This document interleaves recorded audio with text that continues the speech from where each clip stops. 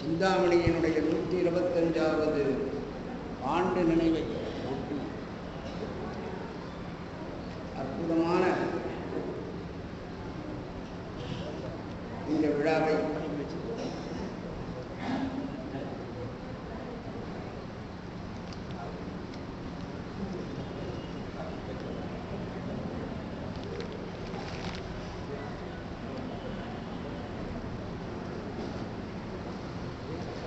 மூல காரணமாக முயற்சியோடு நடத்தி கொண்டிருக்கின்ற என்னுடைய அன்பு நண்பர் அரவாணி எல்லாரையும் ஒழுங்குபடுத்தி இந்த விழா இவ்வளவு சிறப்பாக முதல் முடிவுமாக நடந்தே தீர வேண்டும் என்கின்றதில் இரவு பகலாக இடையரா சிந்தனையோடு அவர்களுக்கு நாம் என்ன கைமாறு செய்ய வேண்டும்.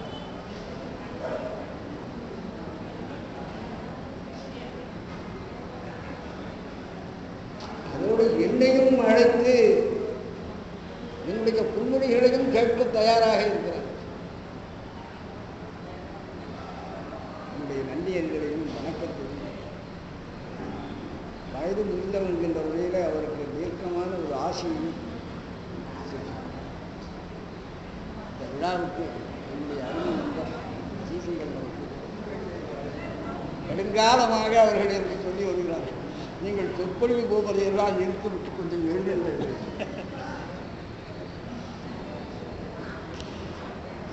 அதுக்குள்ள யோசிக்கிறேன். சொற்பொழிவு செல்வது என்பது ஒரு நெருங்கால காரியம் அல்ல.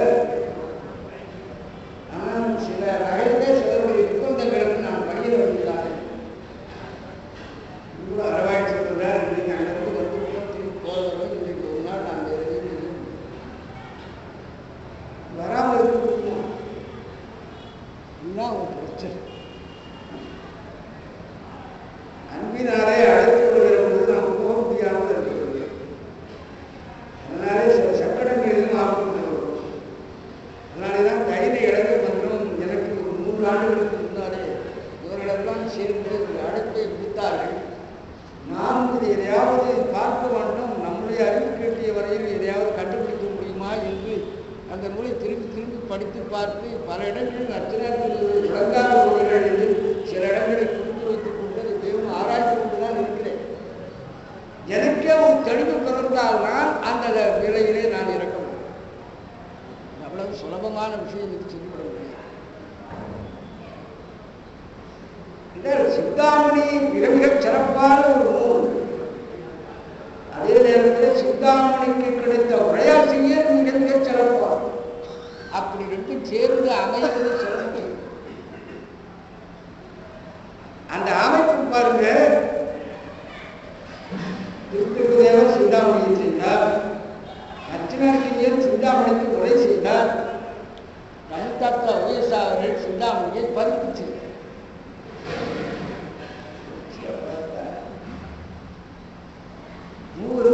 தங்களுடைய நிலையில தன்னிகரத்தவர். ஒரு உரையாசிரியர் எப்படி இருக்க வேண்டும் என்பதற்கு இலக்கணம் வகுத்தால் அது அர்ச்சனாக்கியரை தான் கொண்டு வந்திருந்தார்.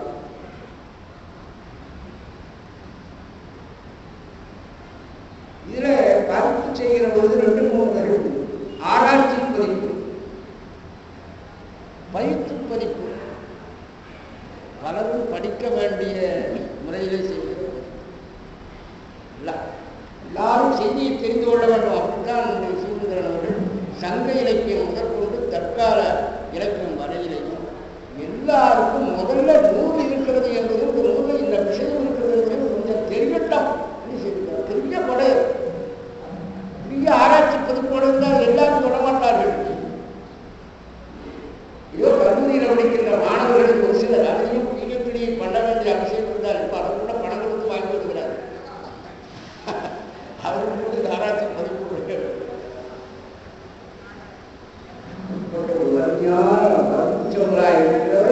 இந்த சிந்தாமணி பதிப்பினுடைய 125வது ஆண்டு விழாவுக்கு தலைமை தாங்கி இருக்கக்கூடிய என்பது எவ்வளவு மற்றவர்களெல்லாம் சிந்தாமணி கடலிலே மூழ்கியவர்கள் இருக்கிறது. படுத்து படுத்து சுவைத்து சுவைத்து அனுபவித்து பார்த்தவர்கள். அந்த அனுபவத்தை சொல்வதற்கு ஏதாவது சந்தர்ப்பம் கிடைக்காதா என்கின்ற நேரத்தில் இல்லாமல் தங்கள் அனுபவங்களை சொல்லி அவரே தலைக்கிறார். அப்படிப்பட்ட அறிஞர் பெருமக்களை எல்லாம் வணங்கி வாழ்த்தி இங்கே இருக்கின்ற புனிதர் பேரவைக்கு வணக்கம் செலுத்தி என்னுடைய உரையை தொடர்ந்து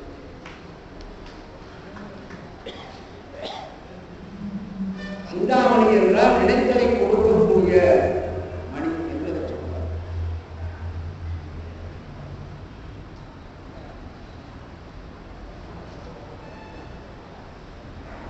தமிழ் கொடை சிந்தாமணி என்று எடுத்துக்கொள்கிறார். தமிழ் தந்த கொடை என்று சொல்வார். தமிழை தந்த கொடை சிந்தாமணி. அதைத்தான் இந்த கூட்டம் எடுத்து காண்கிறது. தமிழுக்கு சிந்தாமணி கிடைத்தது எவ்வளவு பாக்கியமோ, சிந்தாமணியினால் தமிழ் கிடைத்தது என்பது நம்முடைய பாக்கியம். சிந்தாமணி பறிப்பு என்கிற ஒரு முயற்சி தலையிட்ட காரணத்தினாலே அவர்கள் அதை முடிவாக சொல்லிவிட்டார். அப்படியே ரொம்ப அழகாக கோவையாக புத்தகத்தில் படிக்கிறது போல எனக்கு ஆச்சு. எல்லாருக்கும் இவ்வளவு அழகாக சிந்தாமணி தோன்றிய கதையை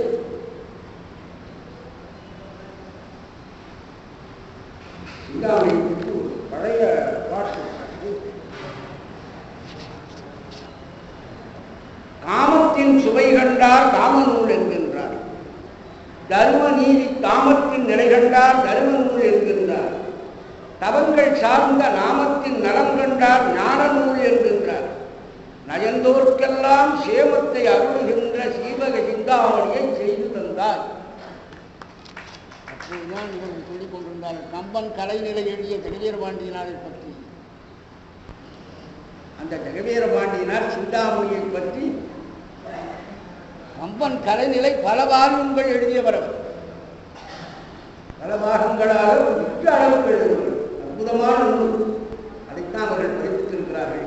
புதிதாக அவர் சிந்தாமணியை பற்றி என்ன சொல்லியிருக்கிறார்? ஒரு பாடல். திருக்கோவையாருக்கு எப்படிப்பட்ட ஒரு பாடலும் மதிப்பும் கிடைத்திருக்கிறதோ அதை போன்ற ஒரு மதிப்பும் பாடலும் சிந்தாமணிக்கு ஜெகவீரபாண்டியனாரே கிடைக்கும்.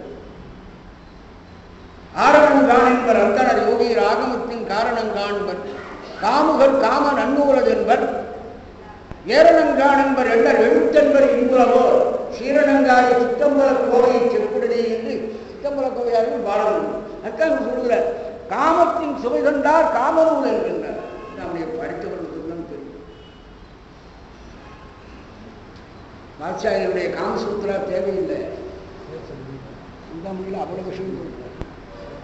தமிழ்நாட்டு மக்களுடைய காமம் எப்படி நடக்கும் என்பதும் இன்றைக்கு மலையாளம் நாட்டில் இருக்கிற தம்பதிகளுடைய காமம் எப்படி நடக்கும் என்பதையும் கற்று தெரிந்து கொள்ள வேண்டும் என்றால் சிந்தாமணி பிடித்தம்.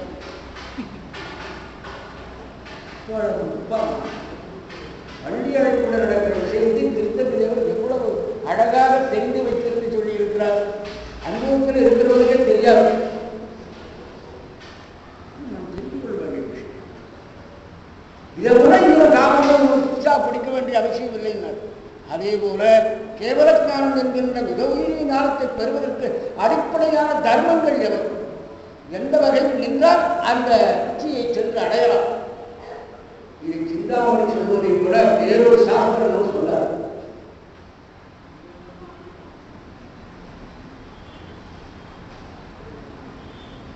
நான் அடிக்கடி சொல்வது நடக்கும். சிந்தாமணியினுடைய தொடக்கத்தில் இருக்கின்ற ஒரு பாட்டுக்கு எத்தனை காப்பியங்களிலே எந்த பாட்டை எடுத்து காண்பித்தார்கள். நான் துர்காபூரில் பேசுகிற காலத்திலே ஒரு இடத்துல அவர்களுக்கு நாவிக்கு இருந்த தமிழ் என்ற தலைப்பிலே சிந்தாமணியை பற்றி தான் பேசினேன். நாவிற்கு இருந்த கலைமாமகளுக்கும் நண்பன் புவியிற்கு இருந்த திருமாமகளுக்குள்ள நாளும் பாவித்திருந்த கலை பாரதச் சென்ற கேள்வி போல் ஈர்த்திருந்த குடி நாட்களுக்கு கூட விடலாம். செலுத்தலும் செல்வத்தோடு செல்லும் எல்லாம் திருவள்ளுவர் சொல்லியிருக்கிறார். ஆனால் ஒரு நாடு கேள்வி செல்வத்தினாலே சிறப்பு என்று சொல்ல வருகிறார். நாடு என்று சொன்னால் அதனுடைய செல்வ வளம் இயற்கை வளம் முதலியவற்றை பற்றித்தான் பேசுவாங்க. ஆனால் நம்முடைய தேவர் என்ன சொல்லுகிறார்? அவனுடைய அறிவு வளத்தை பேசுகிறார். அது கேள்வியினாலே வருகிறது. இதை விட வேற என்ன சொல்ல முடியும்? எல்லாரும் கற்று வல்லர் அல்லரானாலும் கேள்வி ஞானத்தினாலே உயர்ந்து விட்டால் அந்த நாடு ஒழுக்க சிறப்பிலும் செல்வச் சிறப்பிலும் மானுட உயர்விலேயும் சிறந்து நிற்கும். முதல் 2 வரியில கூட அவரது ஆவியிற்றிருந்த கலைமாமகளோடு நண்பன் புதியிற்றிருந்த திருமாமகள் உள்ளார். கலைமாமகளோடு செல்வத்தோடு கல்வி போகக்கூடாது, கல்வியோடு செல்வம் போகக்கூடாது. உலாபத்தை வச்சு நாம் படித்தோம்னா இந்த உடு போடுகிற பொழுது எங்கே போடணும்? உடுதன்களுக்கு உயர்ந்து எது உயர்ந்த பொருளோ அந்த உயர்ந்த பொருள் தான் முழுது போடணும். இங்க என்ன சொல்றார்? ஆவியிற்றிருந்த கலைமா மகளோடு நண்பன் கூடியிற்றிருந்த திருமாமகள் உள்ள. அப்ப கலைமா மகளோடு திருமாமகள் உள்ள வேண்டும் என்று சொன்னால் கல்விக்கு அவர் கொடுக்கிற சிறப்பு செல்வத்துக்கு 2ஆம். கல்வியோடு செல்வம் சென்றால் கல்வியினாலே அறிந்த இடங்களிலே செல்வத்தை அவர் பயன்படுத்தும். அப்போ செல்வம் செல்வோம் என்கிறாவது செல்வமாகவே இந்த அடிப்படையை புரிந்து கொண்டு கல்வியோடு செல்வம் சேர வேண்டியதை தவிர செல்வத்தோடு கல்வி சேரக்கூடாது. செல்வம் இல்லாத காலத்திலே சீவகன் அத்தனந்தி ஆசிரியரிடத்திலே கல்வியை பெறுகிறார். கல்வியை பெற்று முடிந்த பிறகு செல்வம் வருகிறது. காவியம் அப்படித்தான் போகிறது. இதுதான் நோக்கு என்று சொல்வார்கள். காவியத்தில் சொல்லக்கூடிய விஷயம் ஒன்றை ஒன்று பார்வையுள்ளதாக காவியம் முழுமையும் முன்சார்பாக பொருளை கவர்ந்து கொண்டு செல்வதாக இருக்க வேண்டும். பல செய்திகள் கூட இருக்கிறது. ஓரளவுக்கு பார்க்கிற போது சீவகன் கல்வி கற்று வல்லனாகின்றான்.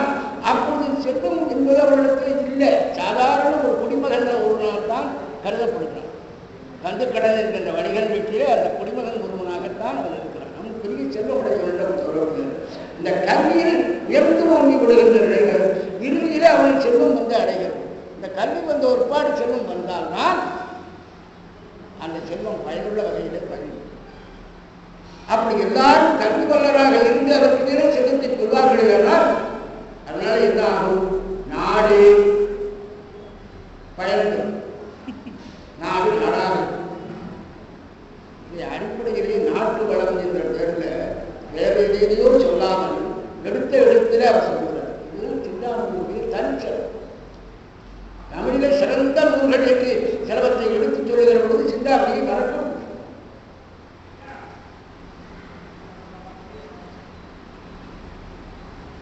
திருத்தகு மாமுனி சிந்தாமணி கம்பன் உருத்த கவிக்கிரமம் வேண்டி உருத்தக்க கொங்குவேல் மாக்குடியை கூரை குரல் அழகில் எங்கிலே ஞாயிறு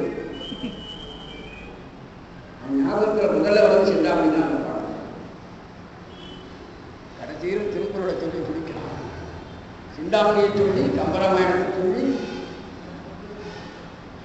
வெறுங்கடையை சொல்லிவிட்டு இன்னொரு திருக்குறளை சொல்லி பிடிக்கிறான். எடுத்த உடனே ஞாபகத்துக்கு வருவது தமிழில் சிறந்த நூல்கள் 4 வரிசைப்படுத்துகிற பொழுது முதல்ல நினைப்பவர்கள்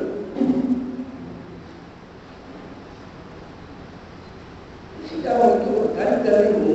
அந்த சிந்தாமணி படைப்பித்த தமிழ்த்தார்கள் சிந்தாமணி படித்து பெற்ற அனுபவங்களை அவருடைய வார்த்தையிலேயே நாம் பார்த்தோம். அந்த தனிமையிலே திருத்தக்க தேவர் என்னை எங்கெல்லாமோ அழைத்து செல்வார். சிந்தாமணி ஆராய்ச்சி ராஜமாபுர காட்சியை காட்டுவார். சீவகன் பேசுவான், விளையாடுவான், காந்தி நுத்தியும் குணமாலையும் தோன்றுவார்கள். இவ்வளவு காட்சிகளிடையே என் உடம்புதான் தனிமை இரவில் இருக்குமே அன்றி என் மனம் சிந்தாமணி பிரபஞ்சத்திலே விரிந்த இடங்களையும் நீண்டகால நிகழ்ச்சிகளையும் அளவிட்டு இன்புறும்.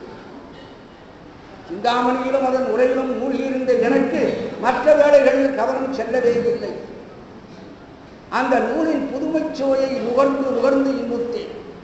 அதனை படிக்க படிக்க பிற்காலத்து நூல்களெல்லாம் எவ்வளவு தூரம் அந்த காவியத்திலிருந்து காவிய மரபுகளை அறிந்து அமைத்துக் கொண்டுள்ளன என்பது 2 விளங்குகிறது. சிந்தாமணி இல்லையானால் முன்னாலே பல காவியங்கள் தமிழே தோன்றுவதற்கு வாய்ப்பு. அப்படி பல காவியங்களை உருவாக்கி அமைத்த பெருமை சிந்தாமணிக்கு.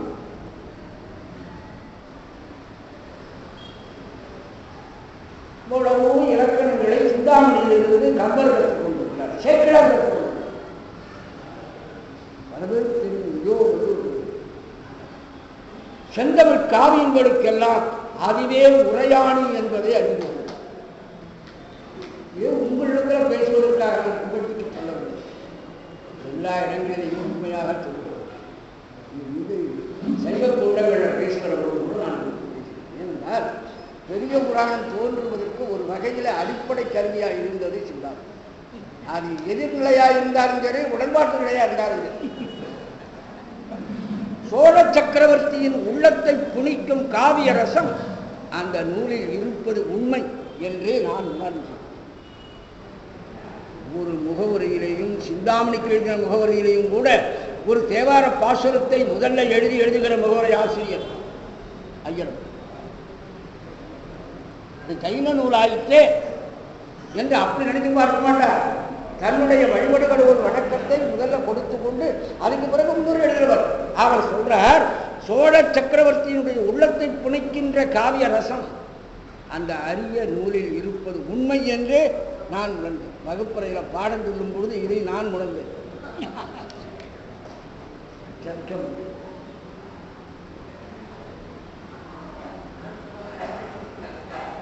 காதன்மை கண்ணுளை அடக்கி கண்ணெனும் தூதினால் துணிபொருள் உணர்த்தி தான் கமர்க்கு ஏவின்மை பட கரந்திட்ட வாட்பன் நோக்கு முதலீர் அமுதமும் உலகும் விட்டது.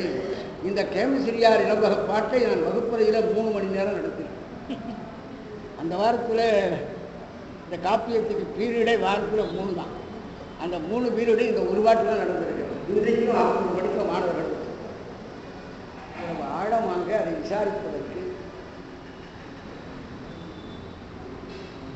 ஆண்குருத்தியார் இளம்பகத்திலே அவள் காணுகிற காட்சி, குணமாரியார் இளம்பகத்திலே அவளும் சிவனும் காணுகின்ற காட்சி, கேமசிரியார் இளம்பகத்திலே அவளுக்கும் சிவனும் இருக்கிற காட்சி, விமலையார் இளம்பகத்திலே அங்கே நடக்கிற காட்சி, இந்த ஒவ்வொரு காட்சியிலையும் சில வித்தியாசங்களை எடுத்து காண்பித்து இந்த காட்சி ஒவ்வொன்றையுமே தனித்தன்மையோடு பார்க்க வேண்டும், படிக்க வேண்டும் என்று செய்திருக்கிறாரே.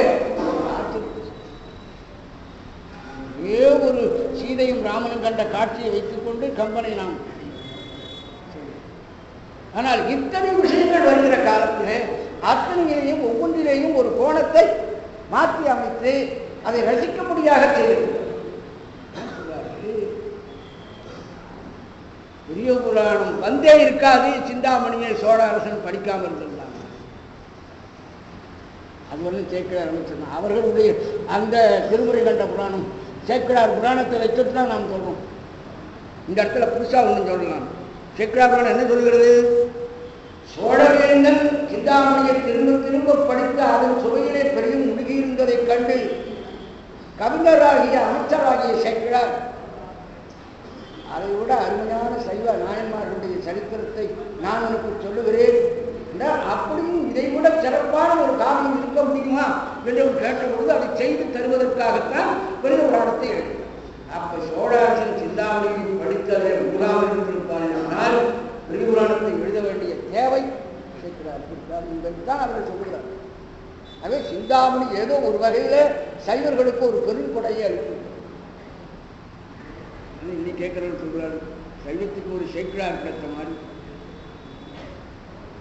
ஆழ்வாராஜனுடைய வைஷ்ணவத்துக்கு அப்படி ஒரு கிடைக்கல. ஆழ்வாராஜர்களுக்கு குறைந்த வியாக்கியானம் செய்கிறவர்கள் கிடைச்ச மாதிரி தமிழில் திருமுறைக்கு அப்படி உரை வரைகிறவர்கள் இல்லை செய்யும். இது அப்படி ரெண்டையும் பேசணும். சேக்கிழாரை ஒரு படைப்பாளியாக காவியமுடையவராக ஆக்கிய பெருமை ஒரு வகையில் சிந்தாமணிக்குரியது என்பதை சேக்கிழார் புராணம் நமக்கு எடுத்துக்காட்டு. முன்னாலே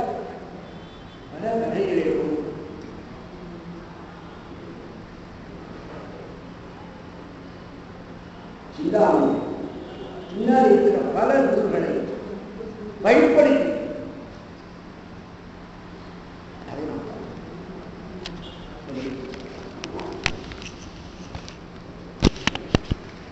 சில விஷயங்களை சொல்ல வேண்டும். ஐயா அவர்கள் இந்த நூல் பார்க்க கேட்டார்கள். நீங்கள் ஐயர் அவர்களை பார்த்திருக்கிறீர்களா?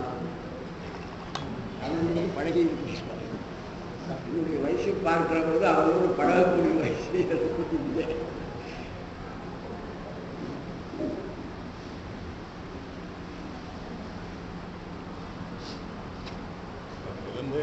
ஆயிரத்தி 1939 மயிலம் மடத்துக்கு அவர்கள் எழுந்தவில்லை. அவரும் என்னுடைய ஆசிரியர் வாகீஸ்வரானந்தி ஜீவாஜா அவர்களும் அப்போது வாசவதைப்பரணி நூலை வெளியிட்ட பிறகு அதை சன்னிதானத்திடத்தில் சொல்லி நீங்கள் ஒரு 50 பிரதிகளை வாங்கிக் கொள்ள வேண்டும் என்று கேட்டுக்கொள்வதற்காகத்தான் வந்திருக்கிறேன் என்று சொன்னார்.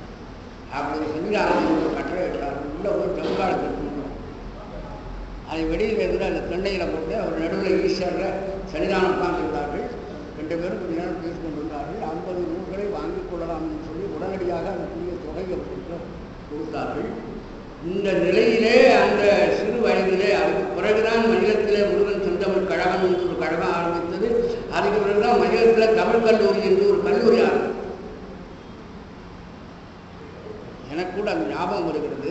ஐயரவர்களுடைய பாதம் பட்டதனாலே அது ஒரு புண்டிய பூமியாகி ஒரு தமிழ் கல்லூரியை பின்னாலே உண்டாக்கி அவர் வந்து போனார்கள். பழனிசாமி சிவாச்சாரியார் அந்த திண்டிவனத்தில் வாட்டர் காட்டாரில் ஆசிரியராக இருந்தார்.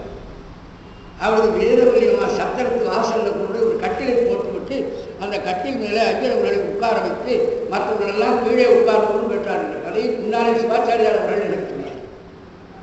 ஏதாவது சொல்ல வேண்டும். அவர் வேடிக்கையாக சொன்னார். அவர் மேலே உயரத்தில் கட்டில கயிற்று கட்டில உட்கார்ந்துருக்கார் ஐயரவர்கள். இவர்கள் கீழே உட்கார்ந்துருக்கிறார்கள் மற்றவர்களெல்லாம். அவர் சொன்னார் வெளியே ஈச்சல் என்று ஐயரவர்கள் சொன்னார். உங்களையெல்லாம் கூட வெளியே அதனால எந்த உயரத்தில் வச்சிருக்கிறீர்கள். அதாவது உயரத்தில் இருக்கிறதையும் கூட அது ஒரு பெரியவனாக சொல்லாது அவையடக்கமாக தன்னை சொல்லிக்கொள்ளக்கூடிய அவருடைய பங்கு இதையெல்லாம் பற்றி சொல்லி ஆனந்தப்படுவார்கள். அப்படித்தான் அவர்கள் சொல்லி இன்றைக்கு ஐயரவர்களோடு பழகி உடனிருந்து அவருடைய பதிப்புத்துறையில் ஆராய்ச்சி செய்தவர் இன்னும் ஒருவர் இருக்கிறார். ஒருவர் தான். இன்னொருவர் அவருடைய கடைசி காலத்திலே திருக்கழுக்குன்றத்திலே அவருக்கு பணிவிடை செய்து இளங்கராஜ் இருந்து பணிவிடை செய்தவர். அவர் சமீபத்தில் தான் என்னுடைய 95வது வயதில் காலமாயிடுச்சு. கா சுப்பிரமணியம் என்று சொல்லி காஞ்சிபுரத்துக்கு பக்கத்தில் நல்ல பேச்சாளர். சமீபத்தில் தான் கிட்டத்தட்ட ஒரு 2 மாதத்துக்கு முன்னார் கோதண்டராம் ஐயர் என்கின்ற ஒருவர் தான் சென்னையிலே எப்பொழுது இருக்கிறார். ஐயர் அவர்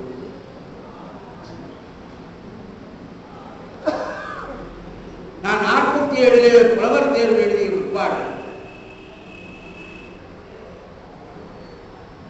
கதிராமங்கலத்துக்கு போய் அங்கிருந்து திருப்பந்தாள் மடத்துக்கு சென்று நான் என்னுடைய தந்தையாரும் புறப்பட்டு செல்லும். அப்படி போற வழியில ஐயரவருடைய ஊருக்கு செல்ல வேண்டும். தமிழ் புலவனான் உட்பாடு ஐயரவருடைய இடத்துக்கு சென்று பார்த்து தரிசித்து வர வேண்டும் என்கின்ற ஆசையோடு புறப்பட்டோம். அப்பொழுது அது வழியில் இருக்கிறது சூரிய மூலை என்ற இடம். அதுதான் ஐயரவர்கள் பிறந்த இடம். உத்தமதானவரும் அவருடைய தகப்பனாருடைய வீடு. ஐயரவருடைய தாயாருடைய வீடு சூரியன். ஒரு குழந்தை பிறந்தது அங்கதான். ஐயரவர்கள் பிறந்த இடம் ஒரு மண் மேடாக அந்த இடத்து மண்ணை எடுத்து தலையிலே போட்டுக்கொண்டு நான் என்னுடைய தந்தையாரும் திருப்பந்தாள் மடத்துக்கு சென்றேன். 47 ஐயரவருடைய தொடர்கள் எப்படியெல்லாம்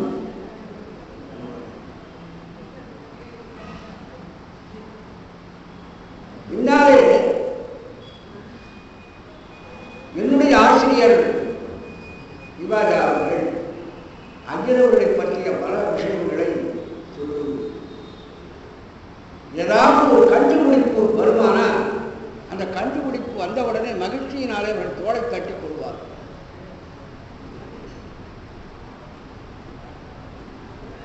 ரொம்ப இரவானாலும் ஒரு வேலையில் அவர்கள் தலையிட்டு விட்டால் அது முடிக்கிற வரையிலையும் அவர்களுக்கு வேறு சிந்தனையே இருக்காது. எப்படி பார்த்தாலும் ஒரு சுவடியை பரிசோதனை செய்வது என்கின்ற அளவில் எங்கேயாவது ஒரு குறிப்பு கிடைத்தால் கூட அந்த நூல் எங்கே இருக்கிறது என்று கேட்க தொடங்குவார். அவர்கள் வித்வான் போர்டில் சேர்மனாக இருந்த பொழுது கிவாஜா அவர்கள் தேர்வு எழுதினார். இளம்புலவர் தேர்வு எழுதினார். வித்வான் தேர்வு சொன்னார். அந்த இடம்புல அவர் தேர்வு எழுதுகிற பொழுது அதில் ஒரு கோவை செய்யுளிலே ஒரு துறையை கொடுத்து உதாரணம் கேட்டுள்ளார். அந்த உதாரணத்துக்கு ஒரு பாட்டு இவருடைய விடைத்தாளிலே கொடுத்திருந்தார். அந்த தாளை திருத்திய பொழுது அந்த பாட்டை பார்த்த உடனே அது பழனி 2000 ஆண்டில் எழுதப்பட்ட ஒரு கோவை நூலாக இருக்கிறது. இந்த கோவை நூல் எங்க இருக்கிறது என்று கேட்டார்கள். நீதான் எழுதியிருக்கிறாய், அந்த கோவை சுவடியை நீ பார்த்திருக்கிறாயா, அது எங்க இருக்கிறது அந்த சுவடி? வேடிக்கையா சொன்னார்கள், அது நான் எழுதுன பாட்டு.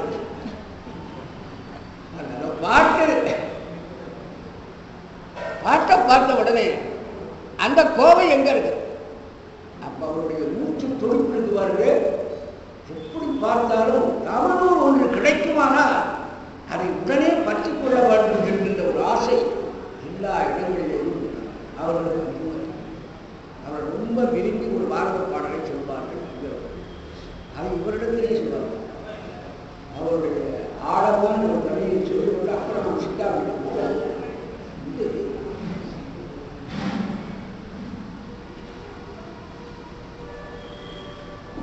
ஐயரவர்களிடத்தில் ஜட்ஜி மணிமேகர் அவர்களும் இன்னொருவரும் ஒரு சமயத்தில்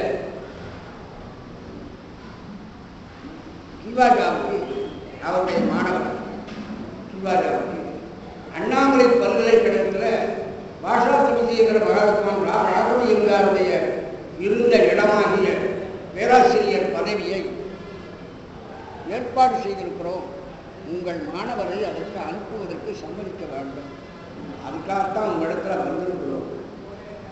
அந்த காலத்திலே 100 ரூபாய் மாதச்சம்பளம், ஒரு 10,000க்கு சமம். அப்போ ஒரு சவரன் 3 ரூபாய் வித்த காலம். அதில் 100 ரூபாய் சம்பளம் என்பது நினைத்து பார்க்க முடியாது. ஐயர் அவர்கள் சொன்னார்கள், நீங்கள் செய்கின்ற இந்த பெரிய காரியத்தை வேறு எந்த வழியிலும் என்னுடைய சிஷ்யனுக்கு செய்ய முடியாது. மிகப்பெரிய காரியத்தை சாதித்திருக்கிறீர்கள், எனக்கு பெரிய மகிழ்ச்சியாக இருக்கிறது என்று சொன்னார். கேட்ட உடனே கேட்டு வெளியேறிக்கு ரொம்ப சந்தோஷம். நான் சொன்ன காரியத்துக்கு இவர்கள் ரொம்பவும் இணங்கி விட்டார்கள். நீ நம்ம வந்த காரியம் வெற்றிதான் என்று அவர் எடுத்துக்கொண்டார். ரொம்ப பாராட்டி சொல்லிவிட்டு இது போன்ற ஒரு பெரிய நிலையை என்னுடைய மாணவனுக்கு என்னால் உண்டாக்க முடியாது. உங்களிடத்தில் ஒரு சின்ன விண்ணப்பம், அந்த இடத்திலேயே ஏதாவது ஒரு சின்ன வேலை இருந்தால் எனக்கு போதும். எனக்கு என்னிடத்தில் இருக்கிற ஒரு மாணவரை பிரிய முடியாத அந்த அன்பின் வெளிப்பாட்டை அவர்களுக்கு, இதைத்தான் அவர்கள் அடிக்கடி பாரதத்தில் ஒரு பாட்டை சொல்லி கண்டிருவார். தந்தையற்கு உதவும் உதவியில் எனக்கு சதமடங்கு உதவினை, உனக்கு வைந்தருக்கு உதவும் உதவியில் செய்யும் நாகமும் செய்யும். பெரிய பதவி வந்த காலத்தில் அந்த பதவியை உனக்கு அளிச்சிருக்கிறார். அவர்கள் அளித்த பதவியை விட்டு கடைசி வரையிலேயும் அந்த பதவியிலிருந்து விலக மாட்டேன் என்று சொல்லி கலைமகள் ஆசிரியராகவே இருந்தார். என்னுடைய ஆசிரியரிடத்தில் எவ்வளவு இந்தியார் முதலமைச்சராக வந்த காலத்திலே அவர் போன் பண்ணி சொன்னார், பக்கத்தில் இருக்கிற தமிழ் பல்கலைக்கழகத்துக்கு உங்களை துணைவேந்தராக நியமிக்கலாம் என்பது என்னுடைய ஆசை. ஆகையினால இந்தியாவுக்கு அவருக்கு ரொம்ப பசுமையான ஆசை. அவர் சொன்னார்கள், நான் என்னுடைய ஆசிரியர்களை அனுமதித்து உட்கார வைத்து வேலையை தவிர வேறு எதையும் விரும்பவில்லை. அதனால அப்புறம் சிண்டிகேட்லையாவது இங்கே இருக்க வேண்டும் என்று கேட்டுள்ளார். அதற்கு நான் வருகிறேன் என்று சொன்னார். ஆசிரியருக்கும் மாணவருக்கும் இலக்கணம் எப்படி இருக்க வேண்டும் என்பதை பிள்ளையவர்களுக்கு ஐயரவர்கள் எப்படி தெரிந்து கொண்டார்களோ அதை போலவே ஐயரவர்கள் தன்னுடைய மாணவர்களுக்கு நடத்தும்.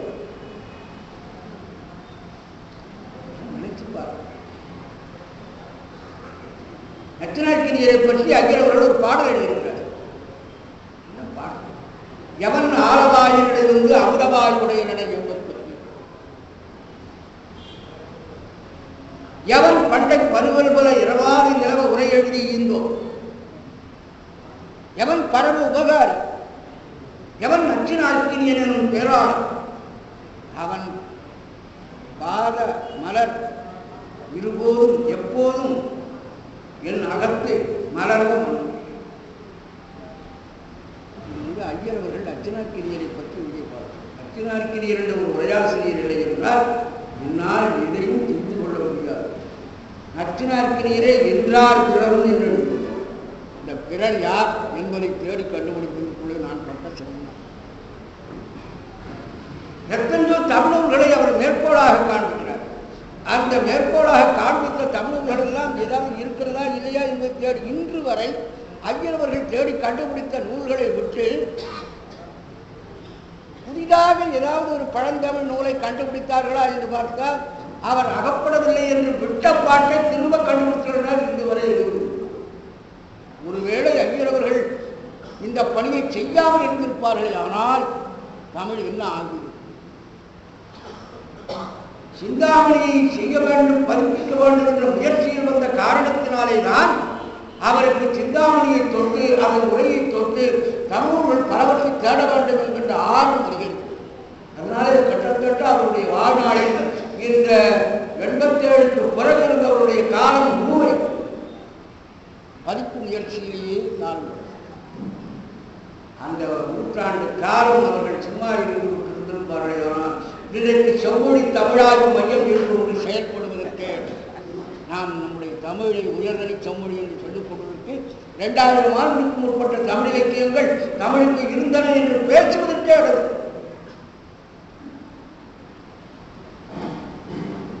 தமிழ் பல்கலைக்கழகம் இருந்த பொழுது அவருக்கு தமிழ் தாத்தா உயர்சா பல்கலைக்கழகம் என்று இருக்கு.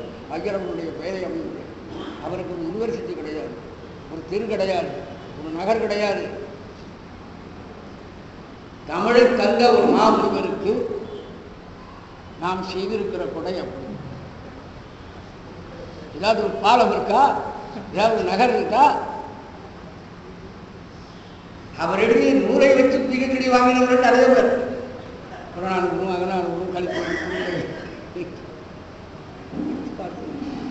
இது பற்றி ஒரு பேச்சு மியூசிக் அகாடமியில் நடந்த போது கடைசி கொடுத்தோம். அதில் 6 வீரப்பன் அவர் மொழி சார்ந்த பல்கலைக்கழகமாக இருக்கிறதுனாலே அதிலே அவருடைய பெயரை வைப்பதற்கில்லை.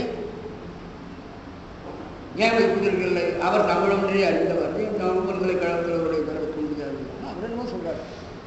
ஆனால் வேற ஏற்பாடு செய்யும் வேறொரு சந்தர்ப்பத்திலே வேறொரு இடத்துக்கு அவருடைய பெயரை அமைத்து விடலாம்.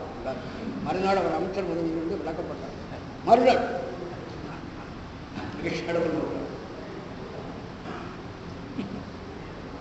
இது நான் வேறு விதமாக சொல்லல.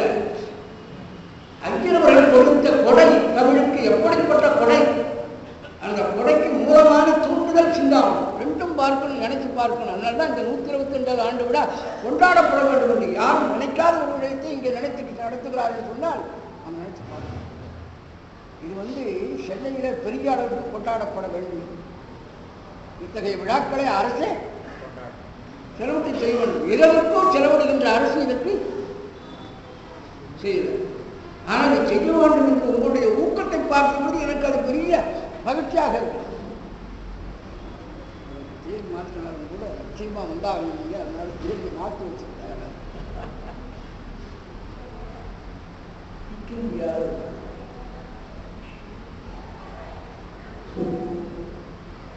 மீனாட்சந்திரன் பிள்ளை அவர்களுக்கு புறநானூறுனா தெரியாது, அகநானூறுனா தெரியாது. ஆனால் அவர் 22 புராணங்கள் எழுதியவர், லட்சம் கவிதைகளை எழுதியவர். அப்படி இருக்கிற ஒரு ஆசிரியரிடத்திலே படித்து ஆங்கிலமும் தெரியாமல் சம்ஸ்கிருதத்திலையும் வல்லுநர் அல்ல நம்முடைய. அப்படி ஏதாவது போயிருந்தால் இந்த தமிழ் கிடைத்திருக்குமான்னு கூட சந்தேகம். அவரை இசை வல்லுநராக ஆக்க வேண்டும் என்பதுதான் தந்தையாருடைய விருப்பம். ஆனால் அவருடைய ஆசை தமிழிலே இருக்கிறதை பார்த்தார். தமிழ் படிப்பதற்கு இவருக்கு தகுதியான ஆசிரியர் இனி இவருக்கு மகாத்மா மீனாட்சிசுந்தரம் பிள்ளையவர்கள் தான் இவருக்கு தெரியாது. பிள்ளையவர்கள் உருவாக்கிய தன்மையை அப்படியே வைத்துக் கொண்டு எதிர்பாராமல் தாரா செட்டியாராலே கும்பகோணம் கல்லூரிக்கு வந்து அங்கே சேரும் ராமசாமி முதலியார் அவர்களை முன்சிப்பாக வந்த பொழுது அவரை சந்தித்து இவருக்கும் ஏற்பட்ட தொடர்பினாலே சிந்தாமணியை பதிப்பிக்க தொடங்கி தமிழ் நூல்கள் பல இருக்கிறது என்பதும் அவற்றையெல்லாம் தான் படிக்கவில்லை என்ற ஒரு ஏக்கரமும் அவருக்கு உண்டாகி அவற்றை தேடுகின்ற முயற்சியிலே தலைப்பட்டு வந்ததுதான் இவ்வளவு.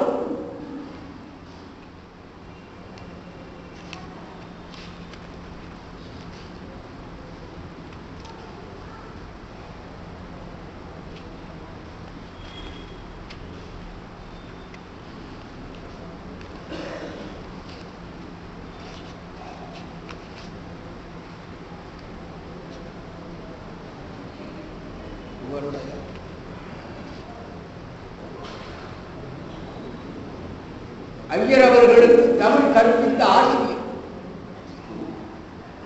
அவர்கள் ஐயர்களுடைய வரலாற்றை ரொம்ப அற்புதமாக சொல்லிவிட்டார்கள். அந்த விஷயம் பாபநாசம் ராகவையர், மகாலிங்கையர், அவர் இலக்கணம் நன்னூல் காண்டிகை 2 இயல்களை பாடுகிறார். எப்படி படித்திருக்கிறார் என்பதை பார்த்தால் ஒரு தேனியானை மலர்களிலெல்லாம் போய் சென்று தேனை சேகரிக்கிற மாதிரி ஒவ்வொரு ஆசிரியரிடத்திலேயும் ஒவ்வொரு செய்தியை கற்றுக்கொண்டிருக்கிறார். அரியலூர் சடகோபை என்றார் திருவேங்கடமாலை முதலிய நூல்களை அவர் கற்பித்தார். புன்னம் சிதம்பரம் பிள்ளை திருவிளையாடு புராணம் நடத்தினவர். நைடத்திலே சில பாடல்களை அவர் பாடப்பட்டிருக்கிறார். கார்த்தியில் இருந்த கஸ்தூரி ஐயங்கார் நன்னூல் நடத்தியிருக்கிறார். சாமி ஐயங்கார் என்ற ஒருவர், அவர் கம்பர் சுந்தரகாண்டம் நடத்தியிருக்கிறார். செங்கணம் விருத்தாகர ரெட்டியார், காப்புரிந்தர காரிகை, தண்டி அலங்காரம், நவநீத பாட்டியல் இதெல்லாம் அவர் நடத்தும் செங்கணம் விருத்தாகர ரெட்டியார் அவர் படித்த காலத்தில் தான் தமிழிலே விருப்பம் அதிகமாக. அவருடைய 17வது வயதில் மீனாட்சிசுந்தரம் பிள்ளையவரிடத்தில் அவர் ஆற்றினார். அதிலே மாயூரத்திலிருந்து அவர் படித்துக் கொண்டிருந்த காலத்தில் அங்கே கோபாலகிருஷ்ண பாரதியார் அடுத்த தெருவில் இருக்கு. இவருடைய தந்தையார் பெரிய சங்கீத வித்வான். சங்கீத வித்வான் ஆகியனாலே கோபாலகிருஷ்ண பாரதியாரோட அவருக்கு நெருங்கிய பழக்கம். நந்தனார் சரித்திரத்திற்கு எல்லாம் எழுதினவர் கோபாலகிருஷ்ண பாரதியார். அந்த கோபாலகிருஷ்ண பாரதியாரிடத்திலே போய் என்னுடைய மகனை பிள்ளையவரிடத்தில் படிக்க வைத்திருக்கிறேன், அவன் இந்த ஊரில் தங்கித்தான் படிக்க போகிறான், இடையிடையே நீங்களும் கொஞ்சம் இசை பற்றிய விஷயங்களை அவனுக்கு சொல்லிக் கொடுத்து சங்கீதத்தை கற்றுக் கொடுத்தால் நல்லதாக இருக்கிறார். ஏன்னா தாராளமாக உங்கள் பிள்ளை வளர்த்துருக்க நான் கற்றுத்தருகிறேன். இவர் தன்னுடைய ஆசிரியராக படித்த நேரம் போக மற்ற நேரத்திலே அங்கே போய் படிப்பார், சங்கீதம் படிப்பார். ஒரு நாள் தெரியாமல் இருந்து அங்கே போய் சங்கீதம் படிக்கிறார் விஷயம் பிள்ளை வந்து தெரியாது. தந்தையார் சொல்லி இசையை பற்றி வைத்த காரணத்தினாலே அங்கே போய் படித்துக் கொண்டிருக்கிறார். இவர் ஒரு நாள் தான் படித்த பாட்டை சாதகம் பண்ணி பார்ப்பதற்கு தென்னையிலே பாடிப்பார். அது உள்ளே இருந்த பிள்ளையவர்களுடைய காதல் இருந்தது. பாடல் ரொம்ப சுவையாகவும் சங்கீதம் அருமையாகவும் கேட்டு அனுபவித்தார். அதுக்கு பிறகு உங்களுக்கு சங்கீதத்தில் பழக்கம் உண்டு, கொஞ்சம் நான் பழக்கிக் கொண்டு வருகிறேன் அவ்வளவு. பிறகு ஒரு தடவை பிள்ளையவர்கள் வெளியிலே புறப்பட்டு போகும்போது கோபாலகிருஷ்ண பாரதியார் வந்து சந்தித்தார். உங்களிடத்தில் படிக்கிற பிள்ளையாண்டான் நம்மிடத்திலே வந்து சங்கீதம் கற்றுக் கொள்றான். வந்தது விஷ்ணு சென்ற உடனே பிள்ளையவர்களுக்கு ஒரு அதிர்ச்சி. கோபாலகிருஷ்ண பாரதியாரத்தை சங்கீதம் கற்றுக்கொள்கிறேன் என்ற விஷயத்தை தமிழ் தாத்தா சொல்லலார். அவர் சொன்ன போது வழியை சந்தித்த போது சொன்னார், அப்படியா என்று கேட்டுக்கொண்டு அமைதியாக இருந்தார். திரும்பி வந்தார் பாடு. சங்கீதம் தமிழ் என்ற இரண்டும் பெரிய துறைகள். சங்கீதம் படித்தால் தமிழ் படிக்க முடியும். தமிழ் படிப்பது என்பது நமக்கு விருப்பமானால் சங்கீதத்து பக்கம் தலைவத்து கொடுத்தார். இந்த ஆபம் சிறைவான் குலத்தில்லை சிற்றம்பலத்து சிந்தை கொள்ளும் முறைதான் வேதமின் கூடலினாய்ந்த ஒன்றியின் தமிழின் துறைவாய் நுழைந்தறியோ அங்கு 7 சூழல் புத்தம். இந்த 2க்கு சமமான ஒரு துறை. இசைத்துறையில் போனால் தமிழ் துறைக்கு வர முடியாது, தமிழ் துறைக்கு போனால் இசைத்துறை உன்னை வெகுவாக கவர்ந்து விடும் என்று சொல்லியிருக்கிறார் பிள்ளையவர். பிள்ளையவர்கள் பெரிய கவிஞராக இருந்தும் பல கவிதை நூல்களை எழுதியும் கூட இசைத்துறை ஒரு ஆபத்தான துறை என்பதை நல்ல காலமாக தமிழினுடைய நல்ல காலத்தினாலே ஆகியவர்கள் சங்கீதம் கற்றுக்கொள்வதை நிறுத்தி தமிழையே கற்றுக்கொள்ள தொடங்கி. அதுதான் பின்னாலே நடந்த விஷயங்களுக்கெல்லாம் மூல காரணம். அடிப்படையில் பார்த்தால் அவரை தமிழ் எப்படியெல்லாம் வேறு வழியில் போய்விடாமல் தடுத்து ஆட்கொண்டிருக்கிறது என்பதை நாம் தெரிந்து கொள்கிறது ரொம்ப ஆச்சரியமாயிருக்கும். தமிழே தன்னை தருவதற்காக அவரை தடுத்து ஆட்கொண்டிருக்கிறது. இதை பற்றி காரைக்கால ஒரு கவியரங்கத்தில் நான் மகிழ்வு ஒரு பாடல் பாடுறேன். வேதத்து பட்ட தமிழை பறிப்போர்கள் யாருமின்றி கட்டு கவிதைகளை தானுமின்றி நட்டவட வீதியில் ஆடையின்றி வேவும் அணிகளின்றி பாடமலர் மோகம் பரிந்தழுமோ சீலமதி எள்ளும் திருமுகத்து ஏந்திழையாம் செங்கவிழ்த்தாய் கொள்ளும் துயரம் குறித்தறிந்து நள்ளிருளோ கொள்ளு பகலோ குறிக்கும் கடுவடையோ அள்ளும் குடியோ அவதியோ உள்ளம் தடுக்கும் பகைகள் இருவரினும் தள்ளி அடுக்கும் தமிழ்ச்சுவடி தேடி கொடுக்கும் தமிழ் தார்தார் என்று தரணி புகழ தமிழ் தார் என்று தனக்கு சார்ந்த தமிழ் தாராய் இவன் என்றே உலகம் எண்ணி விரல் மூக்கி வந்து இட உலகம் பாராட்டும் பாங்குடைய சாமிநாதர் குரல். காரைக்காலில் மாம்பழ கவியரங்கள் வந்து தரணி எடுத்தபோது என்னுடைய ஆசிரியரை பற்றி நான் சொல்ல வேண்டியதாக தமிழுக்காக தன்னுடைய வாழ்க்கையை தியாகம் செய்து கொண்ட ஒரு உத்தம செல்வர் அவருக்கு கிடைத்த ஒரு பெரிய கொடை சிந்தாமணி. அவர் தமிழுக்கு கிடைத்தது ஒரு ஆச்சரியம் என்றால் அவருக்கு சிந்தாமணி கிடைத்தது அதை விட பெரிய ஆச்சரியம். எடுத்த விடுதலை இறங்கு துறையில் நீச்சல், இறங்குற இடத்துலயே நீச்சல் சொன்னா தண்ணி எவ்வளவு ஆழம் இருக்குன்னு சொல்லி சொல்லுங்க. இறங்குற துறையில சாதாரண இன்னும் கோல்வாடு இருக்கும். ஆனால் எடுத்த துறை சிந்தாமணி என்று சொன்னால் தமிழ் பரப்பையெல்லாம் காணுவதற்கும் நுகர்வதற்கும் இடந்தருகின்ற துறை. அதுக்கு எழுதப்பட்ட உரையும் அந்த நூலும் பார்த்தா தமிழ் பரப்பையெல்லாம் அதை தொட்டு காண வேண்டிய அவசியம் ஏற்பட்டது. தொட்ட இடமெல்லாம் ஒரு வார்த்தைக்கும் பொருள் தேடி அவர் அலைந்து அரசர் பாருங்கள். இடைமகன் போன்ற இன்னா மரத்தில் அந்த இடையன் எறிந்த மரம் என்று கலைஞர்கள் மலர்ல ஒரு கட்டுரையை எழுதினார். அது கண்டுபிடிக்கிறதுக்காக ஒரு இடத்துல போயிருக்கிற போது நாட்டு பழம் என்று அவர் காதல் விழுந்தது. இடைவெட்டு அறாவெட்டு இவர் சொல்லுவதும் அவர் சொல்லுவதும் இல்லாது. இடைமகன் போன்ற இல்லாமரத்தின் என்றதும் இடைவெட்டு அறாவெட்டு இந்த ரெண்டையும் படித்த முற்பாடு பழமொழி கிடைத்து அதில் அடைய பயின்றவர் சொல் ஆற்றுகிறார் உடையதும் இல்லாமல் ஒன்றின் படைவென்று அடைய அமர்ந்தவன் ஆழ்ந்தால் அதுதான் இடையன் எழுந்த மரம் என்று வந்த பொழுது அப்பதான் அவருக்கு புரிந்து இடையன் ஒரு கிளையை பூரா வெட்டி கீழதள்ளாமல் தன் ஆடுகள் மேய்வதற்காக பாதி கிளையை வெட்டி விடுவான். இந்த கிளையில பாதி வெட்டப்பட்டு இருக்கும், கீழே இருக்கிறது பச்சையா இருக்கும். ஆடுகள் இந்த பச்சையை மேய் மேலே அண்ணாந்து பார்த்தா அது உடைந்த பகுதியில் வந்து அந்த சிறுகடைகளை எல்லாம் தாண்டிடும். இதுதான் இடையில் இருந்த முறை. முன்னாடி நம்பிக்கையா சில பேர் நான் தரேன் போறேன் உங்க வேலையை கொடுத்து வைக்கிறேன்னு சொல்லிடுவாங்க. பேச்சக்கண்டு நம்பி அவங்க கிட்டக்க போனா ஒண்ணு இல்லைன்னு கையை விதிப்பாங்க. இதுக்கு இந்த இடையில் எரிந்த மரத்தை சிந்தாமணியில சொல்லுவார். இந்த விளக்கத்தை தெரிந்து கொள்வது தேவர்களோட கள்ளவா புளிய வேறு காணி. இந்த கள்ளாவா புளிய கட்டியக்காரன் எப்படி மன்னர்களை எல்லாம் தூண்டி விடுகிறான் என்ற இடத்துல அவர் சொன்னார். கள்ளரால் புலியை வேறு காணிய மன்னன் உள்ளகம் புழுங்கி மாதோ உரைத்தவன் மன்னர்களெல்லாம்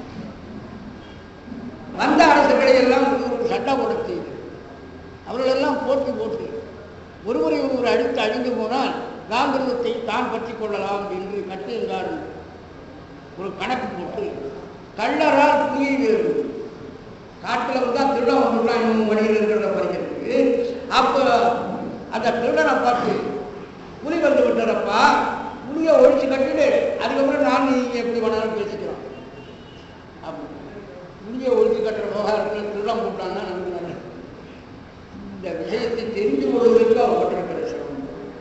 இப்போ நாம் நச்சினார்கிரியை போய் புரிந்து கொள்வதே கஷ்டமாக இருக்கிறதுன்னு சொல்லி அதை படிக்கணும்னு நாம் நினைக்கிறோம்.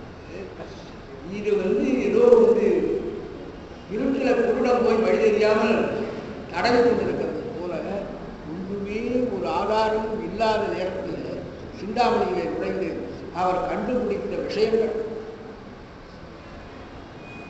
அதையெல்லாம் பரிமாற முப்பாடு. அவ்வளவுக்கு ஏதுவாக அவருக்கு கிடைத்த தமிழகத்திலே இருந்த ஜைன பெருமக்களை நினைத்து பாருங்க. இவர்கள் அங்கே சொன்னார் ஒரு கும்பகோணத்தை பற்றி. நான் பேராவூரில் ஒரு அம்மையாரை பார்த்துருக்கேன். சிந்தாமணி முழுதும் ஒப்பிப்பார்.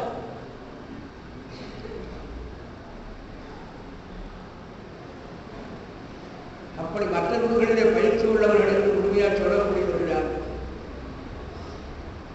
இப்படி அழுத்தமான ஒரு ஆர்வமுள்ளவர். சக்கரவர்த்தி நாயனாருடைய தந்தையார் அந்த இடத்திலே இருந்து அவரை வழிப்படுத்தினார் என்பதை நீங்கள் சொல்ல கேட்டீங்க. அந்த நேரத்தில் எப்படி இருந்திருக்கும் நினைத்து பாருங்கள். தகுதியான ஆசிரியர்கள் இவ்வளவு கிடைத்தது.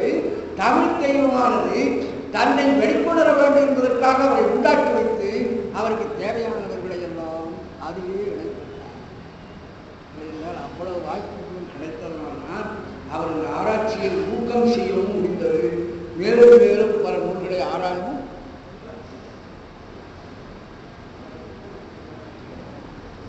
இப்படிப்பட்ட ஒரு அருமையான நிலையில 42 அதாவது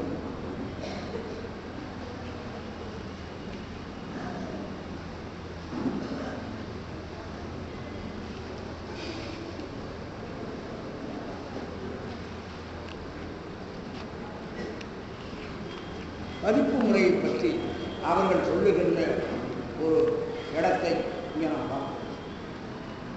நூல் பதிப்பு என்று சொன்னால் எப்படி செய்ய வேண்டும் என்பதை பற்றி அவர்கள் அவரை பற்றிய சொத்துகள் எல்லாம் ஏட்டில் இருப்பதை அப்படியே பெயர்த்து காகிதத்தில் அச்சொல்லும் வேலை. ஏட்டில் உள்ள பாட்டு பிழைப்பட்டு பல இடங்களில் இன்னதென்றே ஊகிக்க முடியாத அளவுக்கு சிதைவு உண்டாகி அவற்றையெல்லாம் பல நூல் அறிவினாலும் அறிவுத் திறமையாலும் விடாமுயற்சியினாலும் திருவள்ளுவரின் துணையாலும் ஆராய்ந்து சப்பம் செய்ய வேண்டும். வீட்டில் கார் போடுவார்கள். இந்த கார் இப்படி வளைச்சு விடுறதெல்லாம் பண்ண மாட்டான். அப்படி கொண்டு டாப் போடும் பொழுது அது நீளமாக எழுத மாட்டான்.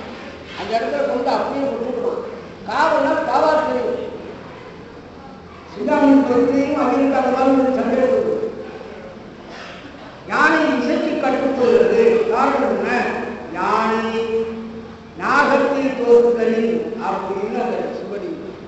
அது நாகம் இல்லை, நாகம். இந்த காலில டாகான்றதை கண்டுபிடிக்கிறதுக்கு ரொம்ப கஷ்டம். நான் 46 விமானத்தில் திருவிக்காவோட ஒரு வாரம் பழகியிருக்கிறேன். சென்னையில் சாதகத்தை கொடுத்து ஒரு நான் நடந்து கொண்டிருக்கிறதுல ராயப்பேட்டையில் சாதகத்தை கொடுத்து இன்னொருலாம் உட்காரு. இன்னொரு துறவு ஒருத்தரும் அப்போ வருவார். அப்போ உயர்கடலை எல்லாம் ஊர் கொடுத்து வச்சுருப்பாங்க. குடிச்சு போட்டு சாப்பிட்டுருப்பாங்க. அப்போ அவருக்கே நான் ஒரு கேள்வி கேட்டேன். நீங்கள் சாதகத்து கூடத்துல பக்கத்தில் இருக்கீங்க, சுவடியை பார்த்து அச்சடக்கூடாதா? நாங்கள்லாம் மாணவர்கள் அங்கே படிச்சுட்டு இருக்கோம். எங்களுக்கு அங்கே வழங்குவதுதான் சந்தேகம் கிடையாது. என்ன தம்பி நீங்கள் சொல்றீங்க? அப்படின்னா தப்பாக இருக்க சில பிழைகள் சுவடிகளை பார்த்து திருப்பி இருந்தால் நன்றாக இருக்கும். அதுக்கு என்ன உதாரணம் இல்லை. இதற்கு உதாரணம் இறந்தது என்று எழுத வேண்டிய வார்த்தையே இதற்கு காரணம் இறந்தது என்று எழுதியிருக்கிறது. அது காரணம் இறந்தும் இல்லை. அஞ்சியவர்கள் மாதிரி கஷ்டப்படாத யாரோ பதிப்பித்தவர்கள் என்ன பண்ணிருக்கார்? இன்னைக்காக காரியம் இல்லை. அவர் புத்தகம் படுத்துகிறவர்கள் அதையெல்லாம் பார்க்கிறவர்கள் இதற்கு காரணம் ஏற்றுச்சோடையில் தான் தான் அந்த தான் இவ்வளவு தூரம் இப்படி வரும். நேரமாக கோடை கழிக்க மாட்டான் சொல்லி அது ஒட்டுட்டா இருக்கணும். காலும் தாரும் ஒன்றாதான் தெரியும். அப்புறம் படித்த உடனே என்ன பண்ணுறாங்க? இதற்கு காரணம் நடுவில் ஒரு இக்கக்காக அனுபவம் எழுதுறவன் ஏற்றம் இருக்கான். படித்தவன் அந்த பாட்டம் கொடுக்கான். இக்கு ஒன்று நடுவில் போட்ட உட்பாடு அதனுடைய உருவமே மாறி போச்சு. ஐயர்கள் தேவாரத்தை எழுதி வச்சிருக்காங்க. கையால் பிரதி செய்திருக்கிறார். தேவார விதியில பல இடங்களில் அந்த பிரதி செய்த அந்த பாடத்தில் கையெழுத்து படிவத்தில் திருத்தி இருக்கிறார். இவர் கையை பிடிச்சி சத்தியம் செய்து சொன்னார். தேவாரத்தையும் கம்பராமாயணத்தையும் நான் பதிப்பிக்க வேண்டும் என்று ஆசைப்படுகிறேன். நீ உதவி செய்வாயான்னு சொன்னார். அதுக்காக தேவாரத்தை ஆராய்ச்சிருக்கிறார். ஒரு இடம் வருது. 1000 நதிகள் முத்த அறைகள் அமுதம் வாங்கி. இந்த வார்த்தை தேவாரத்தை எப்படி இருக்கு? 1000 திங்கள் முத்த அறைகடல் அமுதம் வாங்கி. 1000 திங்கள் முத்த அறைகடல்லாம் என்ன அர்த்தம்? அதுக்கு உண்மை அது எப்படி வந்தது? 1000 அந்த நாள் என்பது புதுவிக்காக சூழ்நிலை எழுதுகிற பழக்கம்.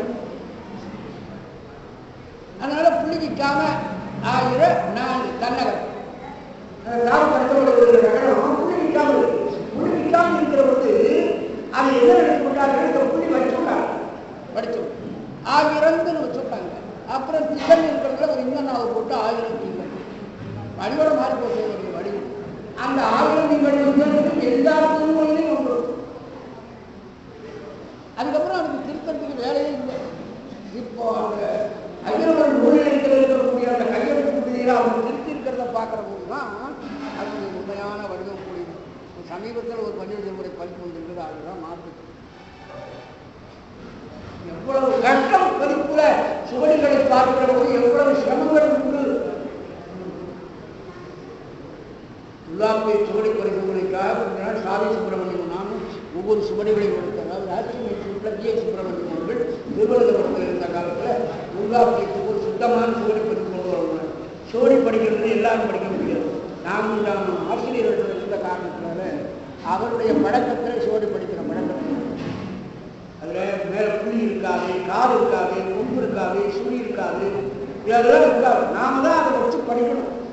அது இருக்கிற போது சரியான இடத்துல சரியானதை வச்சா பாட்டு சரியா வரும். இது என்ன பிழைப்பட்ட பாடமாக ஆகும்.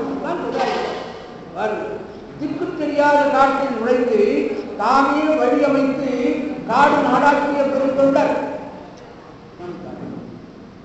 தாமே வழியமைத்து காடு நாடாக்கிய பெருந்தொண்டர் அவருடைய பதிப்பு என்றாரே தமிழ் புலவர்களும் ஆராய்ச்சியாளர்களும் ஒட்டி பாதுகாக்கிறார்கள். முன்னே ஒரு முகவுரை, அதுக்கப்புறம் ஆசிரியர் வரலாறு, அதுக்கப்புறம் நூலை பற்றிய குறிப்புகள், அப்புறம் பிரசீதிகள், நூலின் ஒவ்வொரு பக்கத்திலேயும் அடிக்குறிப்பு, பல வகையான விளக்கம், ஒப்புமை பகுதிகள், மேற்கோள் விளக்கங்கள், கடைசியில சொற்பொருள் அகராது உடம்பும் இருக்கும். அதுக்கு முன்னால் ஆராய்ச்சி ஒரு பிகச்சொலியை கொடுக்கலாம்.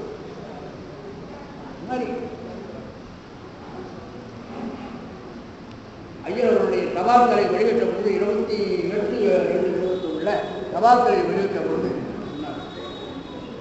பாரதியாரை விட பெருந்தொண்டாற்றியவரும் சீலத்திலும் சோகத்திலும் மிக்கவரானவரும் மறைந்து கிடந்த சங்ககால இலக்கியங்களான சிறப்பதிகாரம் சிந்தாமணிகளின் நூல்களை சுவடி தேடி புதுப்பித்து தந்தவரும் தமிழில் ஆராய்ச்சி எளிய நடை உருவாக்குதல்களுக்கு அடிகோடியவரும் ராஜாஜி அவர்களால் தமிழ் யாசர் என்று பாராட்டப்பட்டவரும் ஒப்பற்ற சிறந்த மாணாக்கராகவும் நல்லாசிரியராகவும் விளங்கின தமிழ் தாத்தா டாக்டர் சாமிநாதையர்களை நினைவு தபால் என்று அதை பற்றி